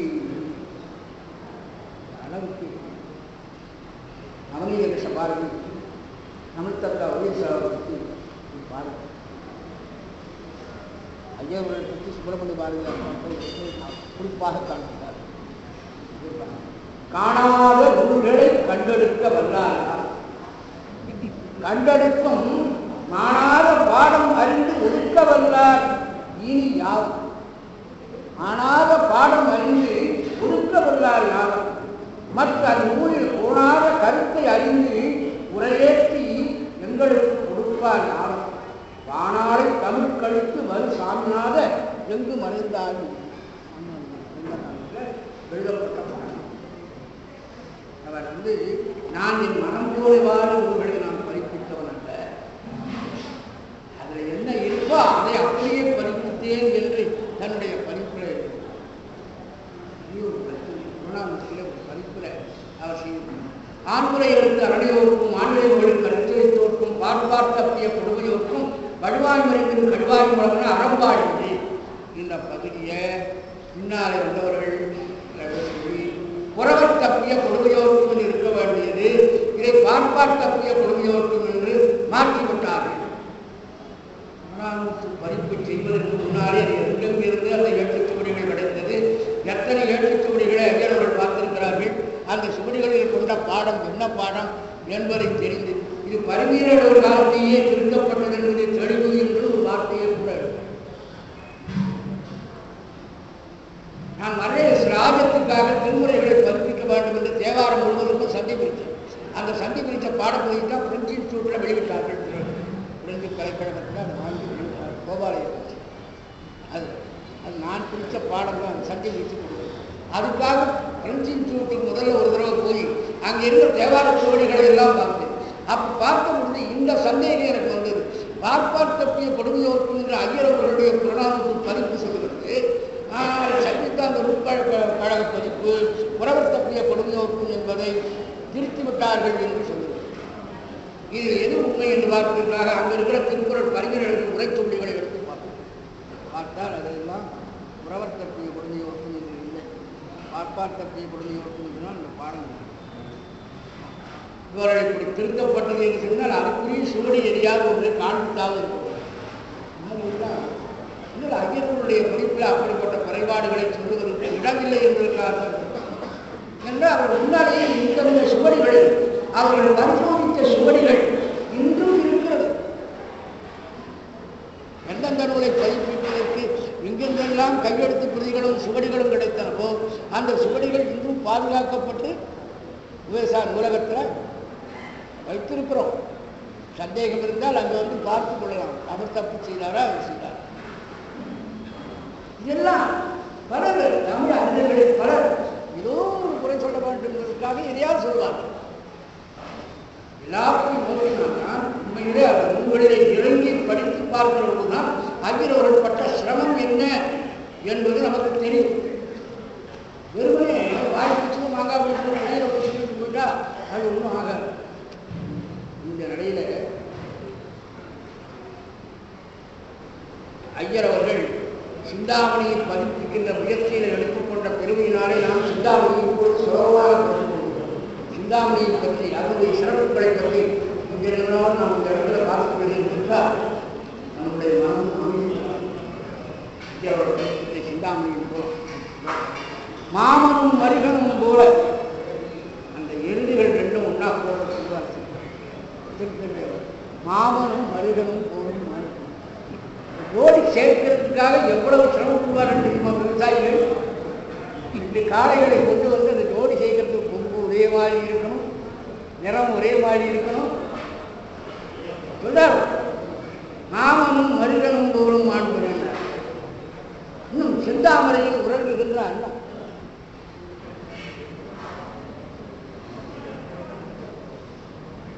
பாருண்டு இளம் பச்சை தேர்ந்தாராட்டும் என்று கம்பன் இந்த அன்னத்தை சொல்லியிருக்கான். இங்கிருந்து போன அண்ணன் தான் சிந்தாமணிலிருந்து இந்த அன்னம் கொஞ்சம் தொடர்ந்து கொண்டிருக்கிறது. அந்தனர் சோற்றில் வாய் வைத்து அடிபட்டு நீரில் கிடைக்கின்ற நாய் இவ்வளவு வருகிறது. எத்தனை உயிரினங்கள் விடுவார்கள். மதம் பிடித்த யானை, ஜெனிக்கதிரிலே காதல் கடிதத்தை மறைத்துக் கொண்டு தூது செல்லும் கிளி, சுண்ணப்பொடி போடும் வண்டுகள், பலாத்துளை உண்ணும் குரங்குகள், இந்த உயிரினங்களில் இந்த பொருள்கள் எல்லாம் சிந்தாமணியில் இதெல்லாம் எப்படி எல்லாம் ஒரு படத்தில் கொண்டிருக்கிறார். சீவகனை பற்றி சிந்தாமணி என்ன சொல்லுகிறது? பழகுதற்கு இனியவன், அடக்கமுடையவன், கட்டடவன், ஆசிரியர் உள்ளங்கவர்ந்த மாணவன், கடமை தவறாத மனிதன், பகைவர்க்கும் அருளும் கருணை மறவன், காதல் மிகுந்த கணவன், செய்நன்றி மறவாதவன், அறவோன், தாய்க்கு இனிய மகன், செங்கோல் அரசன், துன்பத்திற்கு துணையாம் தோழர், கலைஞன், ஒரு முழு மனிதன். இதுதான் சிந்தாமணி. இப்படிப்பட்ட ஒரு கதாநாயகனை படுத்துக் கொடுக்க முடியுமா? சில முடியாத பவனை பார்த்தா அவர்கிட்ட சங்கடம். கம்பராமாயணத்தில் ராமனை பார்த்தாலும் இந்த சங்கடம் இருக்கு. ஆனால் சீவகனை போல ஒரு கதாநாயகனை பிடிப்பது, அதில் 8 திருமணங்களை செய்து முடித்துவிட்டு ஆட்சி எப்படி இருந்தது கேட்டால் ஒருவருக்கு ஒருத்தி போற லட்சியம் என்ன? கதையில் வருகிற விஷயம் அது சொல்லியாயிற்று. என்னுடைய கருத்து ஒருவருக்கு ஒருத்தி. இன்னும் அழகான வார்த்தைகள் பாருங்கள். வார்த்தைகளை கையாளுங்கள். நீங்கைக்கு இறைவன் மகள் வீணையில் தோற்றவாறும் தோற்றங்கள் மடந்தை நலியாள் தோன்றலுக்கு உண்ண மரம். இது ஒரு மரம். போர்க்களத்துக்கு செல்லுகின்ற வீரர்கள் அதுக்கு முன்னால் அந்த உண்ண மரத்தில் போய் குறிப்பார்ப்பார். உண்ண மரத்தினுடைய போடு கருந்தால் அரசனுக்கு வெற்றி வராது. உண்ண மரத்தின் போடு தடைத்தால் அரசனுக்கு வெற்றி. இப்படித்தான் பார்க்கிறது. அப்ப அந்த மரத்துக்கிட்ட போய் அந்த வீரர்கள் சொல்லுறாங்க, போடு தடைத்தால் அரசனுக்கு வெற்றி, பகையரசனுக்கு வெற்றியாகும் போடு கருத்து. அரசனுக்கு தோல்வியானால் போடு கருகன்னு சொல்லல. அரசனோடு தோல்வி என்ற வார்த்தையை சொல்லுவதற்கே அவர்கள் மனம் விரும்பலையா? அது சொல்றாங்க. எம் அரசற்கு வெற்றி உலகாயில் இப்போது ஒதுங்குக, பகைவந்தற்கு வெற்றி உலகாயில் இப்போது கரியே என்றும் முன்னணியை பரவும். எம் அரசற்கு தோல்வி உலகாயின்னு சொல்லலாம்னா அப்படி சொன்னாலும் அர்த்தம் உண்டுதான். அப்படி அரசனோடு தோல்வி என்ற வார்த்தையை சேர்க்கறதுக்கே அவர் எடுத்துக்கிறார்கள். இங்க சொல்றாரு பாருங்க,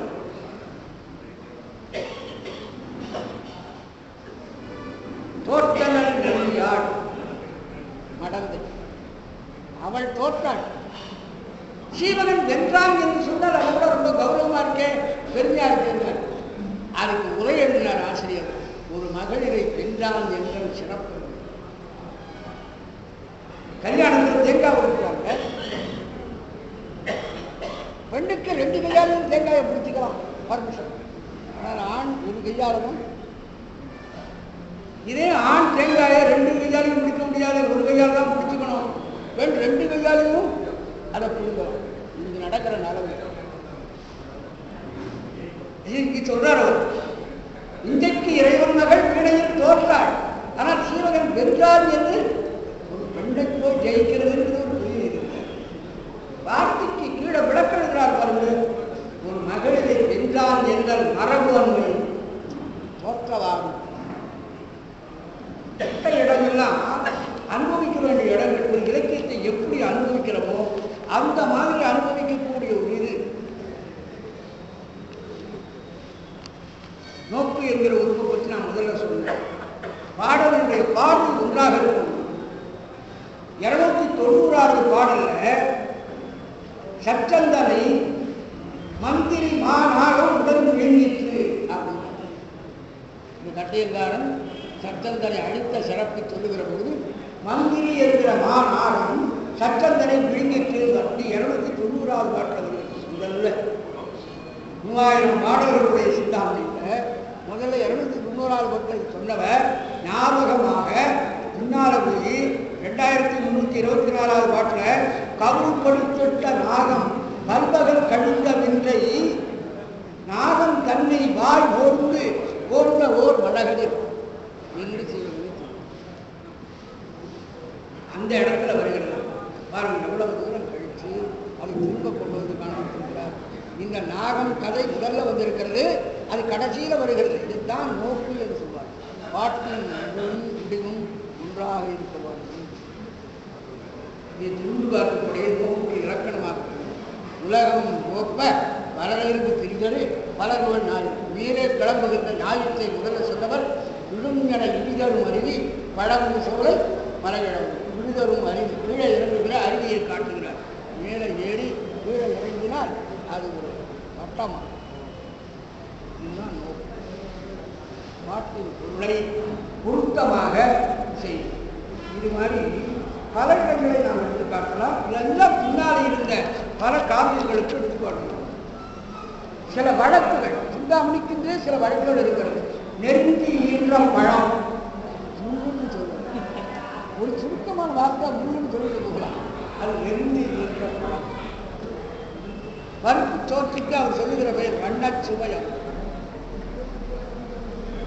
உப்புக்கு அவர் கொடுக்கிற பெயர் கடல் விளை அமுதம் கண்ட பொழுது அடிச்சலை சுவை கொடுப்பாங்க. இதெல்லாம் பாட்டு. கடல் விளை அமுதம். ஒருவேளை கடல் இருந்து உப்படிக்கிற காரியத்துக்கு தான் பிற்பார்க்கிட கிடைத்ததாக கடகட்டினார்கள். ஏன்னா அதுதானே உடம்புக்கு உத்தமான ஒரு உப்பு. அதான் அமுதம்னா என்ன? மிருதம்னா சாபம் அர்த்தம். அமுதம்னா சாபாமியை தருவது. உப்பு இல்லாமல் இருந்தால் உடம்பு போயிடும். இந்த உப்பை கடல் விளை அமுதம் என்று திருத்தங்களை கடலைப்பூர் சிலம்பு.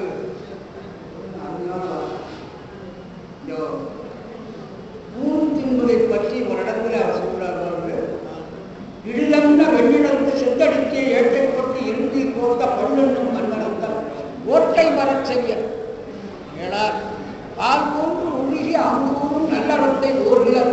பூச்சை தோற்றற்கு கண் உண்ண வள்ளூரனை சூழ்ந்து உயிர்க்கே புறந்தெய்கின்றார்.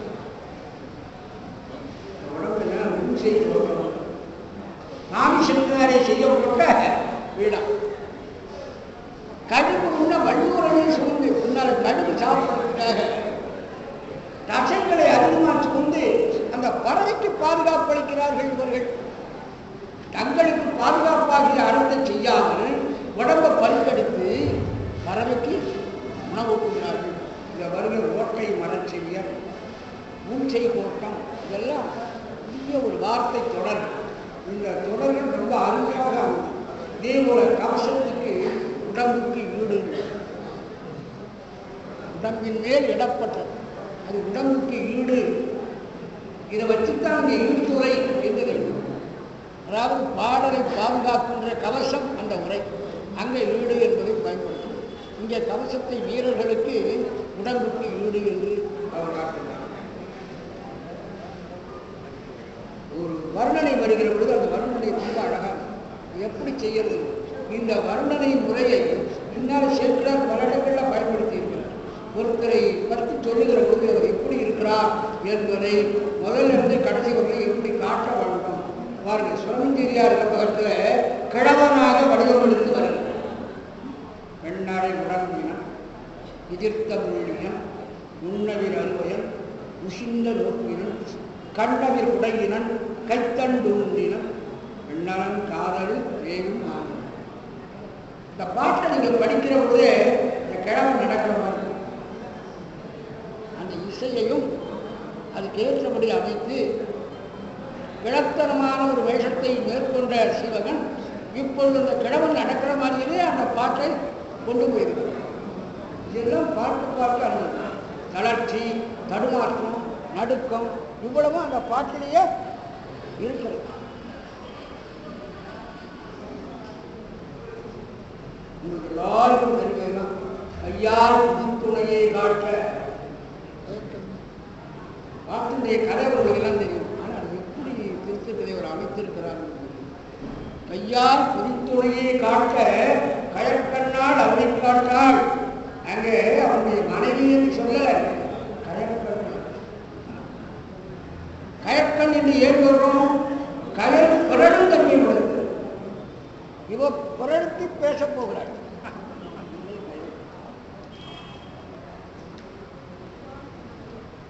அவளுக்கு தெரிகிறது உண்மையில இவன் பணமூட்டையை தான் காட்டணும், அதனை காட்டாள். ஐயா பிராம்பணமே என்கின்றீர். இந்த விளாம்பழம் கேட்கிறாரு. ஆண்களுக்கு பருவம் என்று என் செய்வோம், இது விளாம்பழம் பழுக்கிற பருவம் இல்லையே, வேணும்னா உங்களுக்கு பழக்கலாம். இதுதான் சிறந்த ஆழ்வோர் சிறவாக்கரப்புடையார் குறித்தெல்லாம் பொய்யார் பொறுமையிலே போகாமன்னும் கொடுத்து உண்டல் புரிந்து. கடைசி நாள் இந்த இடத்துல இந்த கயல்கண்ணாள் என்ற வார்த்தை அவள் தொடர்ந்து பேசப் போகிற காரணத்தினாலே அவள் ஏற்கனவே கண்ணிலே புரட்சி உடையவள், இப்பொழுது சொல்லிலேயும் புரட்சி வருகிறது. முன்னால வரப்போது முன்னால காட்டும் நிறைய சொல்ல வேண்டிய விஷயங்கள் அற்புதமான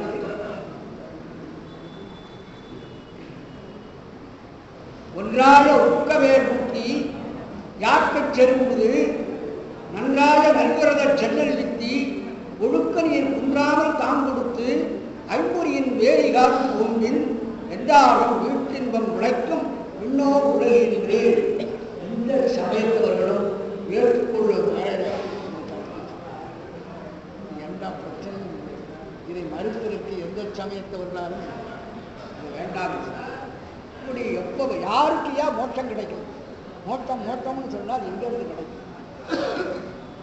நன்றாய உட்கையே ஊட்டி யாக்கை செல்வது நன்றாய நல் விரத சென்னல் விட்டி ஒழுக்க நீர் குன்றாமல் தாம் கொடுத்து எல்லாத்தோட ஐம்பொறியின் வேலை காத்து பாதுகாத்தால் அது எல்லாரும் வீட்டின்பம் உழைக்கும் இன்னொரு உலகு என்று நேரம் பாருங்க. இன்னொரு பாடல் வேதமை என்னும் வித்தில் கீழே மேலம் கீழே இருக்கிறது.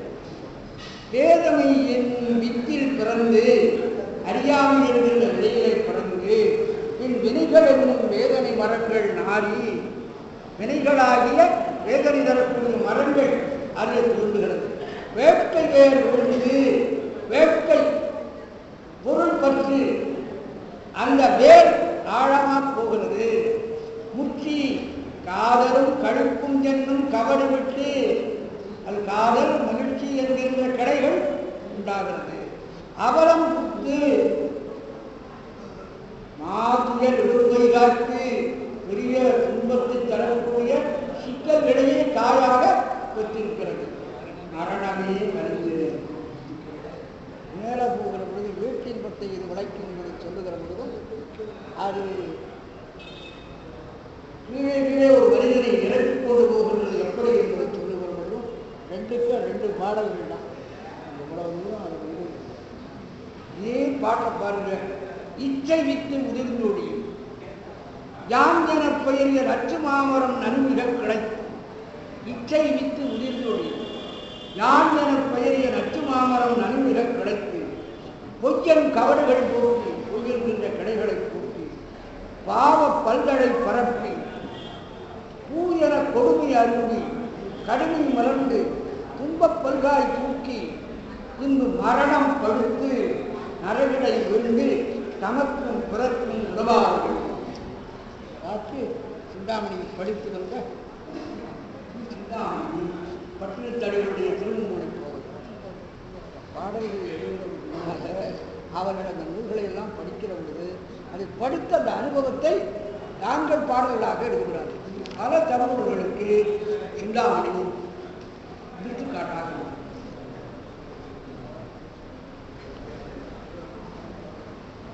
கம்பராமாயணம், பெரிய புராணம், மூன்று இடத்தில் நம்ம கம்பபுராணத்துக்கு அடிக்கடி பேசணும். அந்த இடத்தை நீங்கள் ஞாபகப்படுத்தணும். இவ்வளவு தூரம் அவர் இருந்திருப்பார். கட்டியங்காரன் என்கின்ற மந்திரி சட்டந்தனுடைய நம்பிக்கைக்கு பாத்திரமாக சட்டந்தன் தன்னுடைய மனைவியாகிய விசையின் அழகிலே மயங்கி அவளை விட்டு பிரிய மாட்டாதவனாக அந்த புறத்திலே இருக்க துணிகிறான். அந்த நேரத்திலே கட்டியங்காரனுக்கு அரசு ஒப்படைக்கிறார். அசையிலா புறவை வெள்ளத்து அறிஞரின் குலத்தோடு ஒன்றி வசையிலால் மரத்தின் வந்தால் வான் சுவை அருக முன்னால் விசையை புரிதலாற்றை வேந்தண்ணியாகி வையம் விசைவிட காத்தல் வேண்டல் இறங்கவும் மாறும். சிந்தாமணி படிக்கிற போது எங்கள் ஆசிரியர்களுக்கு சந்தோஷமாக ஓசை மனம் பாட்டு அவர் எப்படித்தான் கொண்டு வந்து செய்திருக்கிறார். ஈர்க்கிற மாதிரி ஓசை.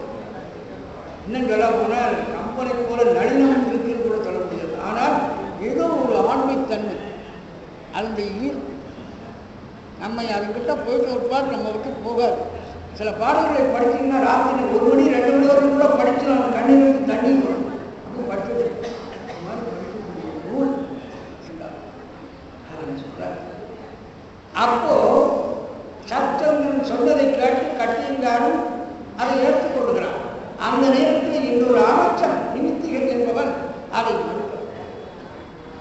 ஒருவன் மேல் குற்றம் வைத்து நிலத்திரு நீங்கும் என்று ஒரு நிமித்திகன் நெறியில் சொன்னான். உன்னை விட்டு உன்னுடைய நிலம் போய்டும், உன்னுடைய அரச செல்வமும் போய்டும். நீ ஒருத்தரிடத்தில் உன்னுடைய ராஜ்யத்தை ஒப்படைக்கக்கூடாது, அரசாட்சியை இன்னொரு இடத்தில் ஒப்படைக்கக்கூடாது அப்படின்னு அப்போது சொல்லுகிறான் ஒரு பாடம்.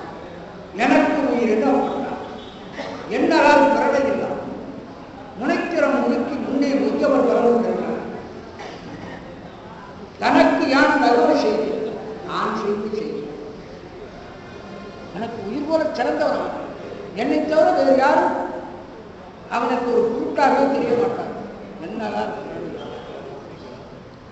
பல போர்களிலே அவன் எனக்காக போருக்கு சென்று வெற்றி தேடி தந்தவன். முனைத்திறம் முழுக்கி முன்னே முயவர் வரவும் தனக்கு யான் தகவல் செய்தேன். அவனுக்கு எந்த நேரத்தில் எந்த உயர்வை செய்ய வேண்டுமோ அதை நான் செய்தேன். அவன் ஒருவேளை என்ன அதனால அழிச்சுட்டு போனான்னா போதும், நான் செய்வ தெரியும். நீ பேசாத. அந்த இடத்துல என்ன சொல்றாரு, மனக்கு இனா முடிய வேண்டாம், என் மனத்துக்கு வருத்தம் தரும் விஷயத்தை இன்னாதன தருகின்ற விஷயத்தை சொல்ல வேண்டாம். வாழிய முடிய வாழ்ந்தா வாழதான் போனோம். இந்த இடத்துல சின்ன வேலை தான் பண்ணியிருக்காரு. அது ஒரு கவிஞர்கள் அவ்வளவு சாமர்த்தியமாக செய்ய முடியாது, ரொம்ப சாமர்த்தியமாக செய்யிருக்காரு. நான் இதுக்கு விளக்கம் சொல்லும்போது கூட என்னுடைய மனத்துக்கு பிடித்தமில்லாத விஷயத்தை சொல்லாதே, நான் அப்படி விளக்கம் சொல்றேன். ஆனா அவருக்கு சொல்லலை, மனக்கு இனாம் முடிய வேண்டாம், மனத்துக்குன்னு சொல்லலை, மனக்குன்னு தான் சொல்றாரு. ஏன் அத்துங்கட்ட மனம் ஒரு வரம்புக்குள் இல்லாமல் கட்டுவிட்ட மனம், எது செய்யக்கூடாததோ அதை செய்யற மனம், அதுக்கு அத்து போடுறது. அத்து இல்லாத மனத்துக்கு அத்து போட்டால் அழகான ஒரு அசையை மாற்றி இடம் விரட்டி அவன் மனம் முறையற்ற செயலில் ஈடுபடுகிறது. வரம்பு இல்லாமல் கற்றுவிட்டது. மனத்திற்கு என்று சொல்ல வேண்டியதை மனக்கு. இந்த உத்தியை அவர் கையாண்ட பிறகுதான் கம்பர் இதே உத்தியை திரும்ப கையாண்ட. எனக்கு நல்லையும் அல்லை, யாரு கூலியை பார்த்து சொல்றல கையை கம்பருக்கு எங்கே சொல்ற வார்த்தை, எனக்கு நல்லையும் அல்லை, நீ என்பவன் வரதன் தனக்கு நல்லையும் அல்லை, தர்மனை நோக்கி உனக்கு நல்லையும் அல்லை, பூமினை நோக்க மனக்கு நல்லவ சொல்லினை வலியிலாமல் கூலியுடைய மனம் அத்துக்கட்ட மனம். அங்க அத்து போடல. ஏன் திருத்தக்கதை அவர் கற்றுக் கொடுத்த பாடம் சிந்தாமணியிலிருந்து கம்பன் இதே மாதிரி பிரிவுலகத்தில் 24 நாட்கள் அங்கே அவசரம் பட்டத்து யானைன்னு சொல்றோம். ஆனா அந்த யானை இன்னைக்கு என்ன செய்தது, ஒரு சோபூஜை செய்வதற்காக ஒரு பூக்குடலை எடுத்துக் கொண்டு போகிறார். அந்த பூக்குடலையை இந்த யானையானது பிடுங்கி தெருவில் வீசுவது. இந்த அத்துக்கட்ட யானைக்கு என்ன அத்து வேண்டியிருக்கிறது. பட்டத்து யானை என்று சொல்லுகிற பட்ட யானை, பட்டமால் யானை விழ அப்படிங்கிற இந்த மாதிரி இடங்களிலே வரம்பு பற்றி செல்லுகின்ற விஷயங்களிலே விஷயமா போட வேண்டிய அபச்சாரியை எடுத்து விடுகிறார். இதுக்கு எல்லாம் பாடம் கற்றுக் கொடுக்கிறோம். இலக்கியங்களை படித்தா தான் அந்த சூழ்நிலை இப்பொழுது அர்த்தங்களே அவசியம். தன்னை நோக்கி தன்னிடத்திலிருந்து கருத்துக்களை எடுத்துக்கொண்டு அதை பரிமாறும்படியாக பிற கவிஞர்களையும் நூலாசிரியர்களையும் வழிப்படுத்தி, அதனால இவர் ஒரு நூலாசிரியர் மாத்திரம் அல்ல தெரிந்தவர், போதகாசிரியர், பலருக்கு பாடம் எடுத்தவர் என்று கூட சொல்றார். அது தமிழில் தோன்றிய எல்லா காப்பியங்களும் ஏதாவது ஒரு வகை சிந்தாமணிக்கு கடந்து இந்த சிந்தாமணியை மறுத்த முயற்சியினாலே ஐயரவர்கள் நமக்கு நிலை கடந்த நடத்தை செய்யக்கூடிய வாய்ப்புகள். அதனாலே பல தமிழ்கள் நமக்கு கிடைக்கும். அந்த பல தமிழ்கள் கிடைக்கிறதுக்கு காரணம் என்பது சிந்தாமணி பதிப்பு. அதனால சிந்தாமணி பதிப்புக்காக நாம் 125வது ஆண்டு விழாவை கொண்டாடுற சிந்தாமணியின் மூலமாக நமக்கு கிடைத்த அத்தனை தமிழ்களுக்கு காரணமாக அது இருந்ததுனாலே அந்த 125வது ஆண்டு விழாவை நாம் கொண்டாடி கொண்டிருக்கிறோம். ஐயரவர்கள் புதியவரை பிறந்த முறை வாழ்வின் காலமெல்லாம் ஒரு நாளில் துடியறிவார், நாளும் சம்பதி ஒளிபெற்றான் தேர்தல் சுவையோற்று திகழ்ந்தது உங்களெல்லாம் இரவாமல் பெற்றார் என்று யாருவதோ ஒருத்தர் செய்வார். சாமிநாத புலவன் சீர்த்தி பம்பலுறப் பெற்றதிலே இதற்கு எங்கள் பேரு வகை படைக்கின்றீர். நீ தமிழ்த்தாத்தாவே சாமிநாதன் மிகப்பெரிய புகழ் படைத்தார் என்று சொன்னார். அதற்கு நீங்க மகிழ்ச்சி அடைகிறீர்கள். அது இருந்தாலும் சூரியன் பிரகாசமா இருக்கிறாங்கன்னா சூரியன் அப்படித்தானே இருந்தாகும், வேற ஒன்றும் வழி இல்லையே. அதுதானே அவனுடைய புகழ். ஆக மற்றவர்களுக்கு ஏடு தேடுவது முயற்சியா இருக்கலாம், ஆனால் ஐயரவர்களுக்கு ஏடு தேடுவதுதான் வாழ்க்கை. நாடு தமிழென நாளிலத்தோர் அறிவுமனம் தேடு தமிழ் இது என்று உனை போர்த்த திரிந்தலை நூறு தமிழனால் வீணுக்கு உழைத்தடும் என் நூறு தமிழின் உயிராக்கிய நன்மை ஏற்றுச்சோழியில் உள்ளாவிலே என் திருவடி சேர்விற்கு பழங்குப்பை என்றாகிறேன். என் திருக்கைப்படும் ஏட்டுக்கு உதவிய வையாகிறேன். இவ் எளியவந்தன் கூட்டுப்புகழும் உயிர் எங்கன் வாழ்வு ஆனந்தவா நல்ல வாழ்வுந்தாய் தமிழ்வானது நீதான் அந்தமில்லாத வாழ்வுற்றாய். என் தனிப்பிறப்பால் ஆனந்தம் என்பது அவர்கள் யாரும் வருந்தல் வேறு ஆனந்தமும் நல்ல கோபால வாழ்க்கை காதலை காதலை நின்றன் கமல் திருவடி கீழ்வதற்கு ஆதலை நானும் அழுகிறேன்.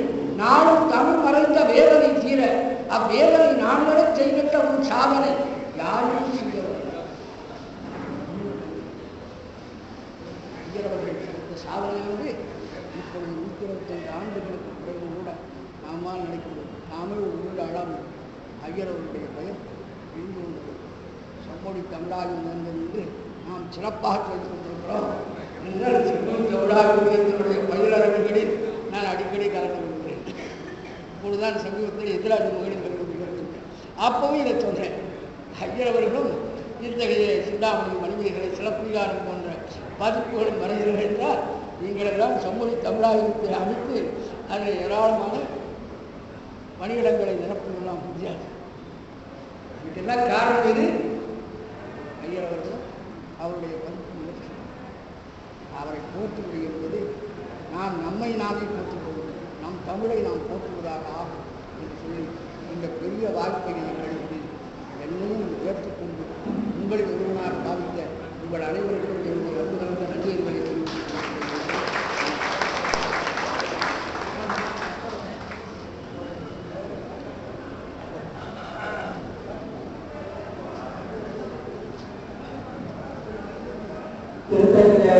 திருநாள் வாழ்க, அவருடைய திருப்பெயர் வாழ்க. இங்கு